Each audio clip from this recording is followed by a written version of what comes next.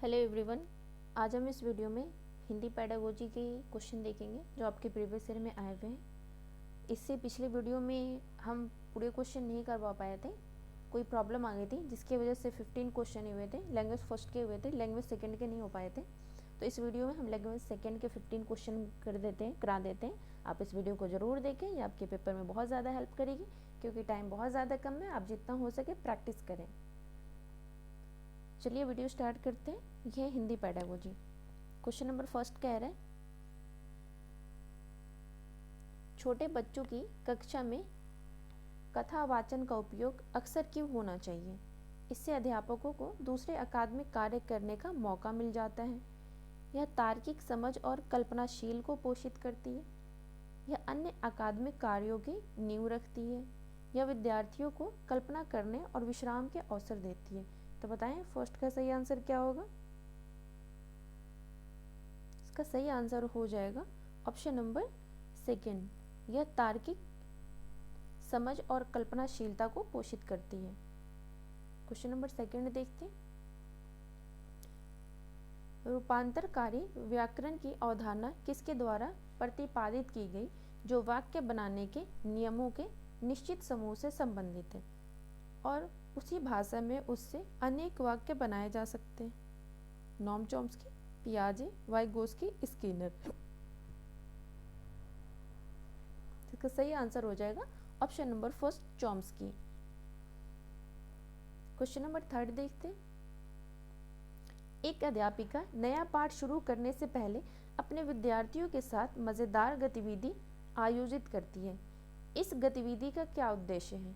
पाठ से पहले विद्यार्थियों को अनुशासित करना, शिक्षार्थियों को ध्यान दूसरी ओर ले जाना। अनुशासित करने की तो बात ही नहीं करते हैं, ठीक है। ऑप्शन नंबर आपका फर्स्ट गलत है। शिक्षार्थियों का ध्यान दूसरी ओर ले जाना ये भी गलत है। अध्यापक के कार्यभार को कम करना, कार्यभार क्यों कम करना भाई? फोर्थ है शिक्षार्थियों को प्रोत्साहित करना और उनमें ऊर्जा भरना। तो इसका राइट आंसर हो जाएगा ऑप्शन नंबर 4। आप इतना प्रैक्टिस कर लेना कि आपको ऑप्शन पढ़ते समझ आ जाए कि हम इसका सही आंसर कौन सा है। 4 क्वेश्चन देखते हैं। 5वीं कक्षा में अध्यापिका समाचार पत्र के विज्ञापन का प्रयोग करती है। वह विज्ञापन के प्रारूप और विषय वस्तु पर चर्चा करती है। यह समाचार पत्र यहाँ पर किस रूप में प्रयुक्त हुआ है?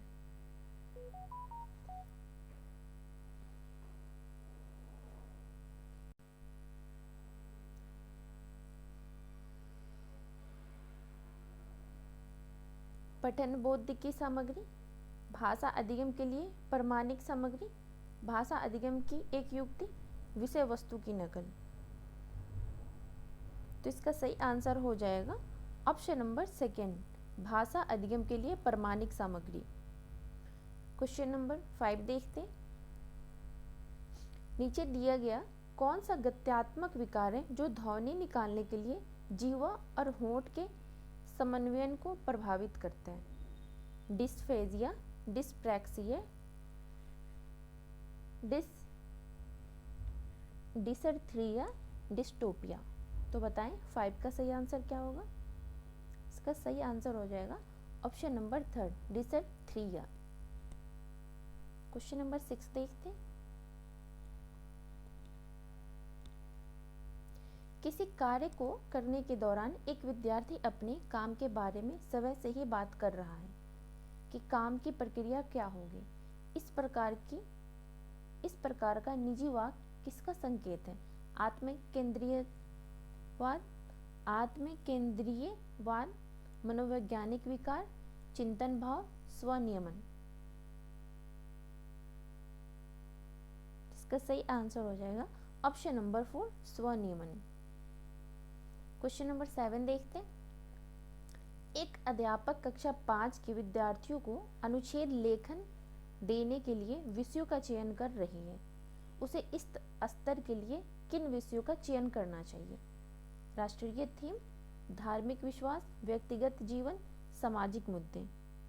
देखिए यहाँ राष्ट्रीय थीम की तो कोई बात ही नहीं की गई है, धार्मिक विश्वास की भी बात नहीं की गई है, सामाजिक मुद्दे नहीं है। इसका सही आंसर हो जाएगा ऑप्शन नंबर 3, व्यक्तिगत जीवन के बारे में, ठीक है।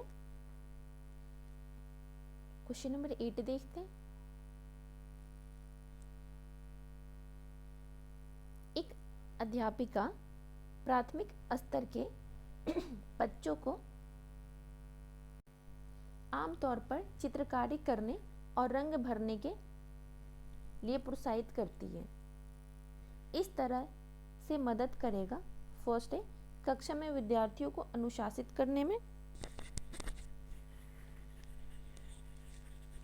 सेकेंड है सूक्ष्म गत्यात्मक कौशल विकसित करने में।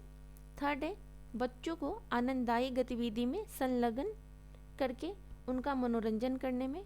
फोर्थ है बच्चों को अधिगम से उपजे उबाऊपन से बाहर निकालने में। तो बताएं 8 का सही आंसर क्या होगा? इसका सही आंसर हो जाएगा ऑप्शन नंबर सेकेंड, सूक्ष्म गत्यात्मक कौशल विकसित करने में। जब बच्चा चित्रकारी करने और रंग भरने के लिए प्रोत्साहित करेगा तो उसमें फिंगर का यूज करता है, और फिंगर किस में आता है? सूक्ष्म गत्यात्मक में, जिसमें दौड़ना, चलना, खेलना ये सब आ जाएगा। वो ग्रोस मोटर हो जाएगा और ये फाइन मोटर हो गया। जो छोटे काम है फाइन मोटर, जो बड़े काम है वो ग्रोस मोटर। क्वेश्चन नंबर 9 देखते हैं। सृजनवादी कक्षा में कविता शिक्षण करते समय अध्यापक को क्या करना चाहिए? पाठ्य सामग्री पढ़ते हुए विद्यार्थियों को अपने पीछे दोहराने के लिए कहना चाहिए।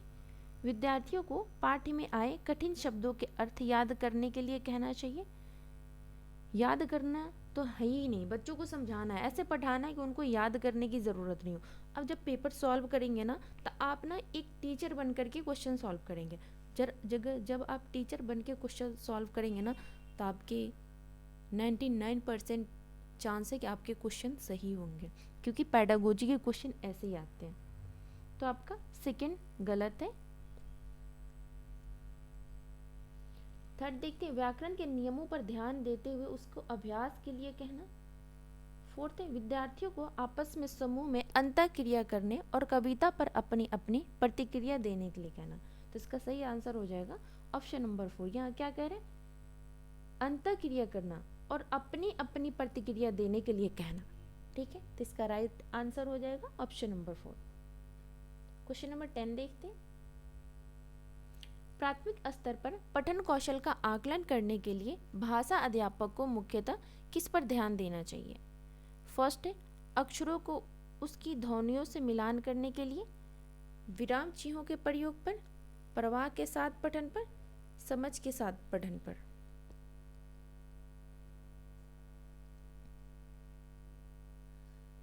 तो इसका सही आंसर हो जाएगा ऑप्शन नंबर 4, समझ के साथ पठन पर। जब अगर हम कुछ पढ़ रहे हैं ना, तो हमें उसको समझना भी बहुत ज़्यादा जरूरी है। अगर हम सीधा पढ़े जा रहे हैं, कुछ समझ नहीं आ रहा है, फिर पढ़ने का तो कोई फायदा ही नहीं है। क्वेश्चन नंबर 10 देखते हैं। 11 देखते हैं। 10 हो गया ना? हाँ 10 हो गया। क्वेश्चन नंबर 11 देखते हैं।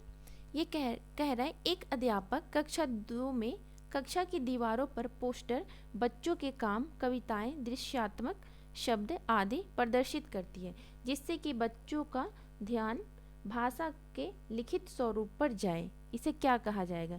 निवेश समृद्ध परिवेश। इंद्रियों के माध्यम से भाषा का अभ्यास। अगर दीवार पे लिखा जा रहेगा तो वो इंद्रियों के माध्यम से तो नहीं हो रहा है। भाषा अर्जन नहीं, जब फैमिली से इंसान सीखता है, आसपास से सीखता है, उसे भाषा अर्जन कहते हैं। ये भाषा बोध नहीं।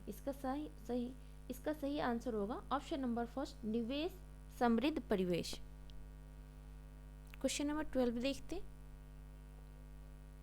बच्चे जिन शब्दों का इस्तेमाल उत्पादक शब्द भंडार के रूप में करते हैं, वे कौन से शब्द हैं जिनका प्रयोग वे लेखन और वाचन में करते हैं? किसी के बोले जाने पर जिनको पहचाना जाता है, पढ़ने के दौरान जिन पर ध्यान जाता है, जिन्हें बच्चे समझ नहीं पाते। तो बताएं 12 का सही आंसर क्या होगा?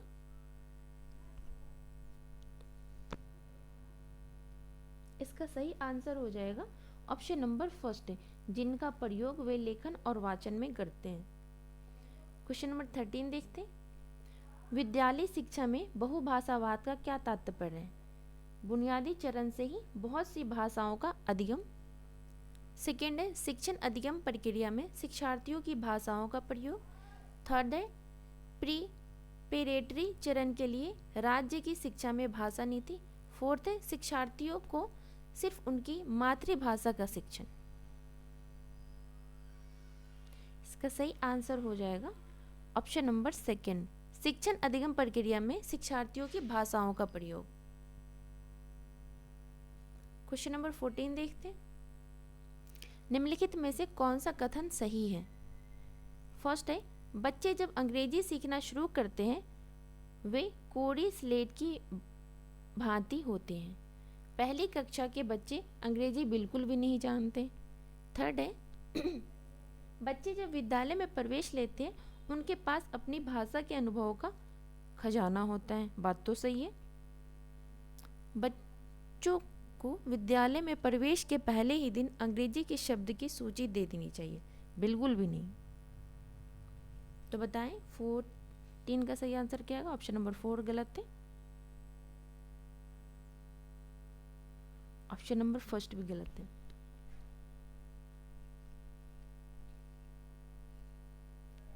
तो इसका सही आंसर हो जाएगा ऑप्शन नंबर 3। बच्चे जब विद्यालय में प्रवेश लेते हैं उनके पास अपनी भाषा के अनुभव का खजाना होता है। लास्ट क्वेश्चन नंबर 15 देखते हैं। प्राथमिक स्तर पर अध्यापक मौन पठन की अपेक्षा सस्वर पठन को प्राथमिकता देते हैं।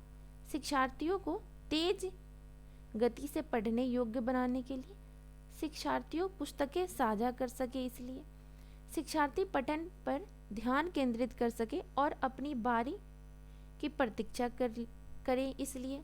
फोर्थ है शिक्षार्थी विराम चिन्ह का प्रयोग करते हुए सही उच्चारण के साथ पढ़ने योग्य बन सके इसलिए। तो बताएं 15 का सही आंसर क्या होगा? इसका सही आंसर हो जाएगा ऑप्शन नंबर 4। शिक्षार्थी विराम चिन्ह का प्रयोग करते हुए सही उच्चारण के साथ पढ़ने योग्य बन सके इसलिए। क्या कह रहा है? प्राथमिक स्तर पर अध्यापक मौन पठन की अपेक्षा सस्वर पठन को प्राथमिकता देते हैं। तो जब इन बच्चा सस्वर करता है, सस्वर मतलब जोर जोर से बोल बोल के पढ़ता है, उसमें विराम चिन्हों का प्रयोग करते हुए सही उच्चारण बच्चों का ना, जब बच्चा सस्वर पढ़ता है तो बोल बोल के, उसमें सस्वर में बोल बोल के पढ़ना होता है। जब बच्चा बोल बोल के पढ़ता है ना तो उसका उच्चारण स्पीकिंग सही होता है। और जब बच्चा मौन पठन पढ़ता है ना उसमें क्या होता है, उसमें ना बच्चों की पढ़ने की स्पीड फास्ट होती है। ठीक है, तो इस वीडियो में हमने हिंदी पेडागोजी के 15 क्वेश्चन कर दिए। आप इस वीडियो को ज़रूर देखें, ये आपके पेपर में बहुत ज़्यादा हेल्प करेगी। जितना हो सके आप प्रैक्टिस लगाएं, और प्रैक्टिस सिर्फ प्रीवियस ईयर का ही लगाएं। आप वीडियो भी देख रहे हैं, यूट्यूब से प्रैक्टिस कर रहे हैं, तो आप ऐसे चैनल से करें जो प्रीवियस ईयर करवा रहे हैं। ठीक है, तो इस वीडियो को लाइक कर दें, शेयर कर दें और चैनल को सब्सक्राइब कर लें ताकि आने वाला नोटिफिकेशन मिलता रहे।